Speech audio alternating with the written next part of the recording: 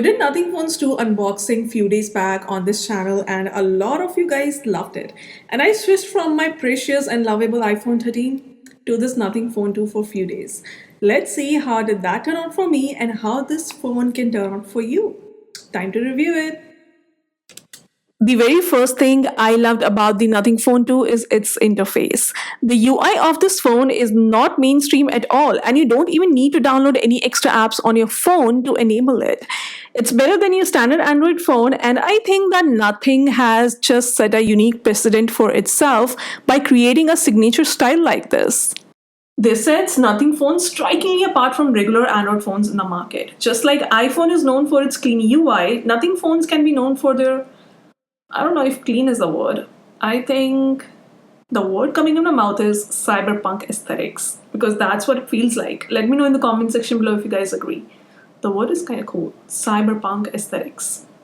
So since I was switching from iPhone 13 to Nothing Phone 2, I was not really sure if I was going to love the experience of using this device. Now, don't get me wrong, I loved the device, how it looked and how it felt, the first impressions when I was unboxing it. But I was not sure if I was going to love the experience of using it on a daily basis. And I was switching from iPhone to Android after a very long time.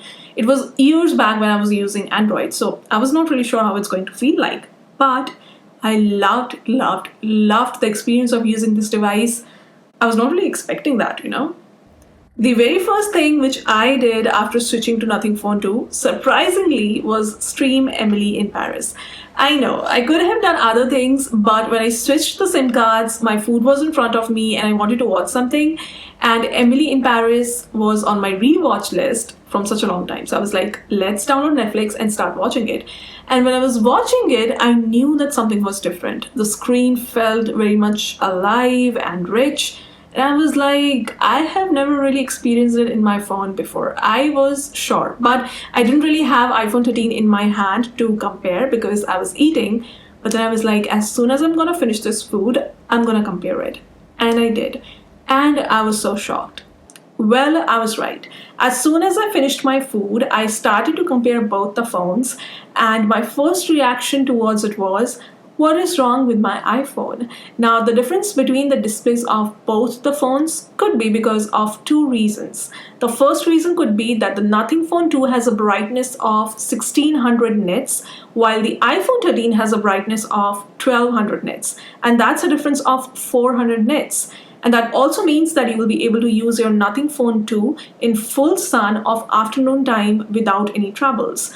The display will still be rich and colorful, and I'm so glad for it because I didn't have to squint my eyes every time I had to look at my Nothing Phone 2 while I was outside in the sun. And I loved it. Also, it's a huge upgrade from the Nothing Phone 1's 700 nits display. I hated that. Oh, coming back to the difference we were talking about, the second reason behind Nothing Phone 2 better visual could be that Nothing Phone 2 has 10-bit color depth as compared to the iPhone 13's. Well, we don't know the color depth of iPhone 13 since Apple never really disclosed it, but the tech geeks and the researchers say that it's not 10-bit. Maybe close to the 10-bit, but not really 10-bit. And now I can see how they are really right. And you don't really need to Google what is 10-bit. I'll make it easy for you. In simple terms, 10-bit means that the phone has the capacity to display 1 billion different colors. And now I can see that the Nothing Phone 2 is doing a really great job at it. Also, Nothing Phone 2 claims that it has the capacity to display HDR10 and HDR10 plus content, which is a really high quality content. And surprisingly, Emily in Paris is a HDR content. That was a coincidence. But the problem is that you can only watch HDR content as of now only on YouTube. Netflix has not added Nothing Phone 2 in the list of HDR enabled devices. So it's really up to the Netflix. I just hope that they add Nothing Phone 2 to their list of HDR-enabled devices very soon. Also, by the way, I know that iPhone 13 is not small, but I loved using even a larger screen for a change. It was great, and I kinda hated going back to the iPhone 13's smaller screen after that. I shouldn't say that. Oh, one more thing that you should know about Nothing Phone 2 is that it is water and splash resistant and it has a rating of IP54. Not that you know what it means and you shouldn't care about it, but what you should know is that you cannot take this baby for the swim. This is only splash resistant and can only tolerate few splashes of water. The fingerprint sensor works great and fast. Some people complained about it not being at the right place, and I can see what they're talking about, but honestly, just half a day of using this device and your brain will automatically learn. So it's not really even a problem. Besides these things, this is the list of the features of Nothing Phone 2, which I loved. Let's get started with it. There is a feature called screen attention in Nothing Phone 2, which prevents your screen from turning off if you are looking at it. I mean, just keep using your phone, and your front camera will know that you're looking at it, and the screen will not go off. How cool is that? My second favorite set of features comes to the gestures in settings. It's called tap to show lock screen. I mean, how cool. I love that. Lift to show lock screen. It's amazing. And flip to glyph. This is the most amazing. I almost forgot to mention this detail of Nothing Phone 2. Do you know that when someone is calling you and you want to put the call on silent instantly, you just have to flip your phone and your phone will go silent? I mean, this is so good for times when you are in meetings or, important events and you just don't want to attend your phone. You just don't have to do anything at all and just flip your phone and it will be on silent. I love this. So, when you put your Nothing Phone 2 on charge, your glyph will show you the battery percentage. Or the better way of saying it would be, will give you an idea of your battery percentage. And that's smart. But what's smarter is that it only works when your phone is on a flat surface, not when you are holding it in your hands. So your Nothing Phone 2 is smart enough to understand when you are relying on your glyph to understand the battery percentage and when you are relying on the screen itself. That's so cool. We also have an extra dim feature on Nothing Phone 2. Once you toggle it on, you will be able to control it from the control center in just one single tap. How is it going to be useful? Well, when you're using your phone at night in bed, you will be able to bring down the brightness instantly in just one single tap by turning on the extra dim feature. And it works in the dim lit areas as well. One more cool feature of Nothing Phone 2 is that there is a separate section of silent notifications on your notification panel. So when you're looking at your notifications, it's easier for you to recognize which of the notifications of yours are silent ones and which are the notifications you should learn quickly about. Then we also have the power to control how notifications are displayed on lock screen. We can hide the silent conversations and notifications and make sure we do not get disturbed with stuff which is not important. We also have the always on display feature in Nothing Phone 2. It looks like this. Although it eats up a bit of extra battery, but you will have all the info you want on your lock screen always, and you won't need to even lift a finger for it. I love that in Nothing Phone 2 we can decide our display refresh rate ourselves. We have three settings to choose from: dynamic, high, and standard. I always keep it at high, but just imagine if you are in need of saving your battery life, you can just go for standard and your battery will die slower. Nice, right?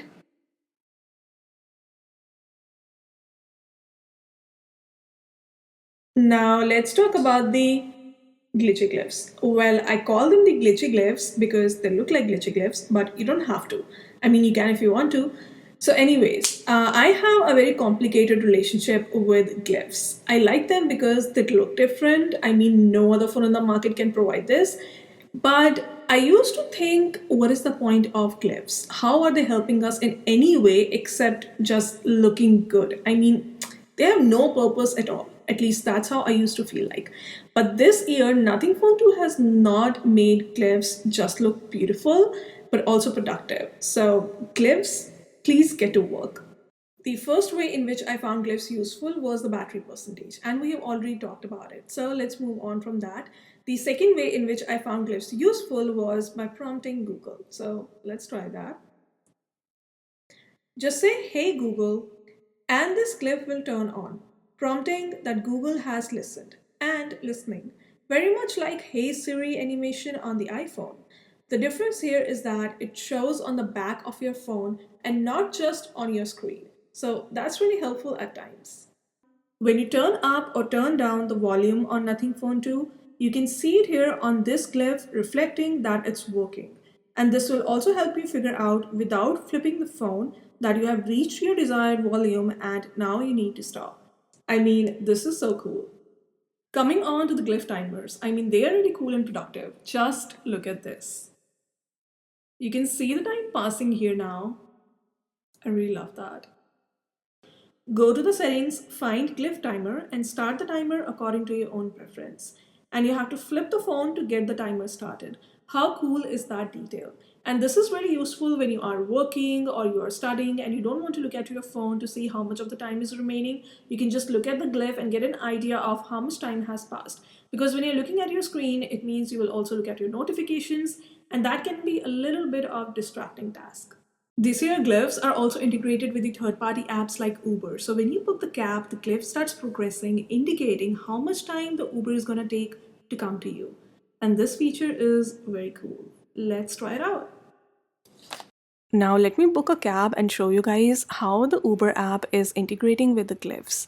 It's actually really cool and yet very useful. So now the cab is being booked. Let's wait for that. And now it's done. I'm gonna flip my phone and keep it on a flat surface so the glyph starts working. And as you can see, the glyph is now representing how the cab is moving towards the location that I wanted it to come. And let's see if it's accurate or not. So the cab is really close. And let's see how the glyph is doing. Yeah, it's pretty accurate. So I love that thing. That was really nice. I cannot wait for the glyphs to get integrated with the food delivery apps as well. I mean, I'll just order my food and then put my phone like this, and the glyph timer is going to show me how long the food is going to take to reach me. I would love that. And now this year, one more thing that you can do with glyphs is that you can create customized music and then set it as a ringtone. Let's do that. Just go to the settings, find glyph interface, and there you will find composer. Tap on it and there you will be looking at a sort of piano in front of your eyes. But there will be not so many keys to operate and there is no right or wrong way to do it. So you don't have to worry about anything. So just do what feels right to your ears. This is me composing my own music.